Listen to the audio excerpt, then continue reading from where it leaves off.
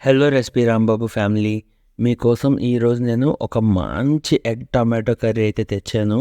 ఈ వెరైటీ అయితే మనకి చికెన్ కర్రీతో పోటాపోటీగా ఉంటుందండి. అంత టేస్టీగా ఉంటుంది.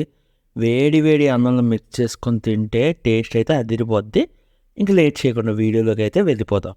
దీనికోసం ముందుగా ఒక కళాయి తీసుకొని ఒక 1 టేబుల్ స్పూన్ ఆయిల్ వేసుకొని చిటికెడంత పసుపు, అలాగే చిటికెడు కారం, ఇంకా చిటికెడు సాల్ట్ వేసి శుభ్రంగా మిక్సింగ్ అయితే చేయండి. ఇలా బాగా మిక్స్ చేసిన తర్వాత దీంట్లోకి మనం గుడ్లని ఇలాగ అన్ని డైరెక్షన్లో బాయిల్డ్ ఎగ్స్ని ఇలా కన్నాలు పెట్టుకొని వేసుకోవాలి. మీరు ఎన్ని గుడ్లు అయితే ఫ్రై చేయాలనుకుంటున్నారో ఆ గుడ్లన్నీ ఇందులో వేసేసి లో ఫ్లేమ్ మీద పెట్టి ఫస్ట్ ఒకసారి ఇలా తిప్పుకుంటే అన్నిటికీ ఆ మసాలా పట్టిన తర్వాత వీటిని ఫ్రై చేయాలి. గుర్తుపెట్టుకోండి, లో టు మీడియం ఫ్లేమ్లో మాత్రమే ఫ్రై చేయండి. హై ఫ్లేమ్లో పెడితే గుడ్డు పేలే ఛాన్సెస్ అయితే ఎక్కువ. ఇప్పుడు ఈ గుడ్లన్నీ పక్కన పెట్టుకొని ఇంకో కళాయి తీసుకొని దాంట్లో 2 to 3 టేబుల్ స్పూన్స్ ఆయిల్ వేసి కొన్ని ఆవాలు వేసి అలాగే ఒక 5 నుంచి 6 కరివేపాకు రెమ్మలు, 2 నుంచి 3 మీడియం సైజ్ ఉల్లిపాయని ఇలా చిన్న ముక్కల కింద కట్ చేసి వేసుకొని మీడియం ఫ్లేమ్ మీద 3 minutes to 4 minutes ఫ్రై చేయండి. చేసిన తర్వాత ఒక టేబుల్ స్పూన్ జీరా, 3 నుంచి 4 పచ్చిమిరపకాయలు ఇలా పొడుగ్గా సన్నగా తరుక్కొని వేసి మళ్ళీ ఇంకో 2-3 minutes ఫ్రై చేయండి, లైట్ బ్రౌన్ కలర్ వచ్చేదాకా. ఇప్పుడు దీంట్లో ఒక టేబుల్ స్పూన్ అల్లం వెల్లుల్లి పేస్ట్ వేసి శుభ్రంగా పచ్చివాసన పోయే వరకు ఇంకొక 1 minute అయితే ఫ్రై చేయండి. ఇప్పుడు దీంట్లోకి ఒక 2 టమాటోలని మిక్సీలో ఇలా ప్యూర్ చేసి ఇందులో అయితే వేసుకోండి. చాలామంది టమాటో ప్యూర్ చేసినప్పుడు దాంట్లోకి ఈ పచ్చిమిరపకాయలు అయితే వేస్తారు, వేయొద్దు. నార్మల్ టమాటో ప్యూర్ చేసి మిక్స్ చేసి 5 minutes వీడియోలో చూపిస్తున్నట్టు మగ్గనివ్వాలి. అప్పుడే టమాటోలో పచ్చివాసన పోయి మనకి మంచిగా కనిపిస్తుంది.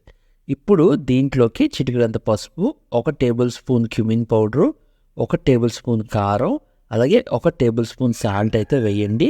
కారం ఎక్కువ తినేవాళ్ళు అయితే కారం ఇంకొంచెం ఎక్స్ట్రా వేసుకున్నా పర్వాలేదు.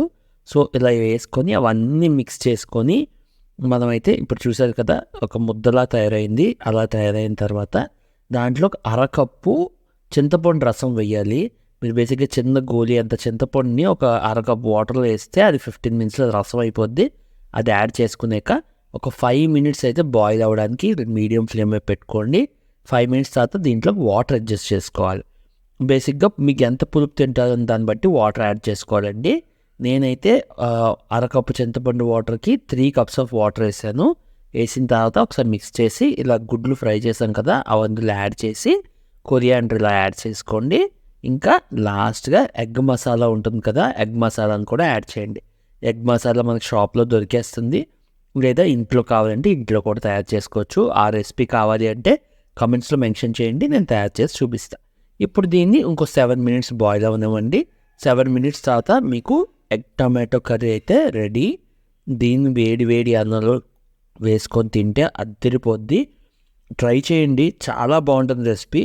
ట్రై చేసి ఎలా వచ్చిందో మెన్షన్ చేయండి. అలాగే కొత్తగా చూస్తున్నట్టయితే ప్లీజ్ సబ్స్క్రైబ్ చేసి నన్ను సపోర్ట్ చేయండి. Thank you for watching.